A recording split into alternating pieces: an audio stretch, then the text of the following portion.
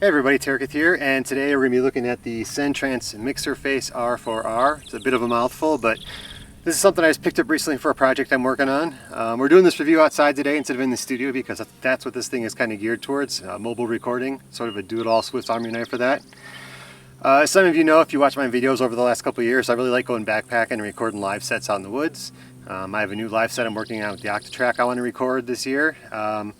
And unfortunately, I realized kind of at the last minute that the outputs of the Octatrack are plus 4 dB, and all the little portable recorders I normally use just can't handle that signal. It's way too hot. So I had to find another option, asked around, did a bit of research, and this Mixerface kept getting recommended over and over again, so I managed to find one on B-Stock and picked it up.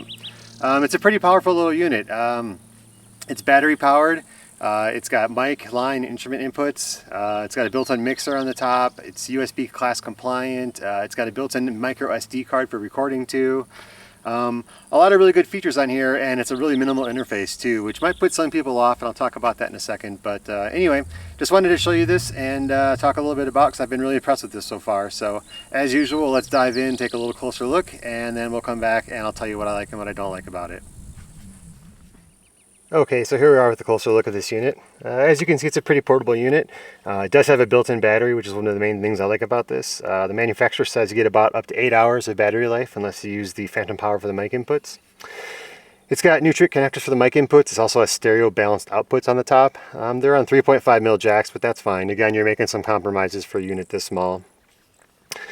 On the top, you've got high Z inputs for both, high Z switches for both the inputs if you're using the instrument like a guitar, as well as a high pass filter if you want to cut out things like wind rumble. Here's your gains for both of the inputs. You only have a signal, or LEDs for signal and for peaking. There's no dedicated like bar meters. It's pretty rudimentary. I believe the peaking goes off at -6 dB and the signal lights up at, I believe, -20 dB. I have to look that up to be sure. One of the downsides is you can't really chain these gains up for both inputs if you're running stereo. It's not a huge deal. You can fix it back in the studio, but just one thing to point out. In addition, this also has a USB connection, so you can output to USB devices, use it as an audio interface, as well as send audio from your computer to this device. And with that, you can actually blend the USB signal with the mic input signal or the line input signal with these middle knobs here. You can't actually record 4 channels. It will always only record 2 channels, but you can blend it for practicing and things. Likewise, there's also an aux input I'll show you here in a second. On 3.5, it's a stereo input. You can also blend in the aux with the inputs 1 and 2 as well. And again, you can't record the aux inputs separately. They will get recorded along with the 2 main inputs, but it's nice if you're jamming, if you have like a drum machine and want to record guitar live or something like that. I'm sure there's plenty of uses for that. And then you have a monitor knob for the headphone output and the main outputs here on the top. One thing I did notice, the headphone output is actually pretty powerful, but it does get a little noisy at higher volumes. Honestly, at those volumes, it's probably not something I would work at anyway. It's pretty loud before that noise comes in, but just something to be aware of.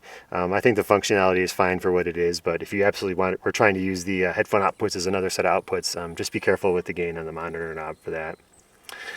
On the bottom, all kinds of little switches here. Hopefully these are coming in, showing okay. You have your transport controls for the recorder. There's a built-in SD card recorder. It does not come with an SD card. You'll need to buy that separately. Not a big deal. I found a 32 gigabyte one for less than $10, so you really can't complain about that. It's got a micro USB connection for going to your computer. It is class compliant, so you can use it with all iOS devices and anything that supports class compliant audio. You have an extra input here. This is the aux 3.4 input I talked about, as well as an extra output for that outputs at mic level. So if you're going to be recording to, say, a camera like a DSLR, you can use that. There's a headphone output, power button. Here is the port for charging. Again, micro USB, unfortunately. On the bottom here, there's also a switch for the phantom power for the mic inputs. It does provide phantom power. You will get a little bit less battery life out of the unit if you use the phantom power, but I think the manufacturer said it's still about 7 hours or more. There's a stereo mono switch, and this applies to the headphones and the monitor outs. So basically you can choose to have 2 mono signals that are summed together in the center of the mix, or you can have the input 1 to the left and input 2 to the right for true stereo. There's also a high-low switch for this output for the DSLR.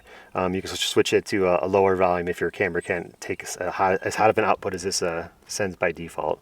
And then there's a power switch. There's a few different functions too. You can do things like format the SD card with like a button combination. If I remember right, you hold like the stop play button while powering on, and things like that. So there are a couple little hidden functions that way, but nothing you need day to day. All in all, it's a nice compact unit. It's very rugged. It's even got a screw connector on the back for like mounting to a tripod. I'd have no problems tossing this in a backpack to take with me in the woods somewhere to record with. So it's a nice little unit, great size, and it's actually not that heavy for how solid it feels. So that's it. Let's take a step back and I'll tell you my thoughts as usual. Okay, so that was a closer look at the Mixerface R4R. Like I said, I really like this unit. I think there's a lot of functionality here. It sounds great. I think the price is reasonable. I love the fact that it's got a built-in SD card and it accepts pretty much any size SD card. I especially like the fact that it can record to the SD card and output over USB, so I can hook it up to like my iPad just to have some redundancy. You know, in some of these remote locations I come out to record to, like the last thing you want to do is spend all this time recording and then get home and realize you missed a take or something like that for some reason. So having a little bit of redundancy helps on that. Downsides, yeah, I mean, it is a little small in some aspects, like some of the switches and connections on the bottom here are a little tiny, but I mean, that's fine. It's a portable unit. I understand that. I do wish the metering was a little better for the inputs. Having a LED for signal and an LED for peak, you know, can be a little tight. It does everything at 24-bit though, so it's pretty easy to still have plenty of headroom if you need it. The other main thing I find myself wishing for in this unit is a way of linking stereo channels. It's got a stereo switch to make sure the headphones output right, but as far as recording goes, if you're using both inputs, you can only visually match the gain knobs to kind of line things up as far as levels go. That's easy enough to fix back in the studio, but I wish there was like a way that you could control the gains of both inputs with just one knob. That would be nice and easy. And then I guess the other kind of nitpick I have is I wish it was USB-C. I think that about everything these days. I'm sure we can all agree it'd be a lot easier to stop having all these different USB standards. So if there's ever a future version, I hope they go to USB-C. That for me would be really worth it, just having to carry less cables. Otherwise, yeah, it's a great unit. It sounds good. It's really functional. I'm seriously considering picking up the mics that you can connect to this, the stereo microphones, just to have one unit to do everything. All in all, I'm really glad I heard about this. I'd never heard of Centrance before, and thankfully from asking around I was turned on to this, and I think it's a really great unit. So if you have any questions, let me know. Put them in the comments and I'll get to them as soon as I can. Otherwise, be on the lookout for the new Octatrack Live set I'm talking about. Out here today scouting locations, I thought it'd be a good time to kind of do this quick review too. So thanks for watching, and I'll talk to you soon.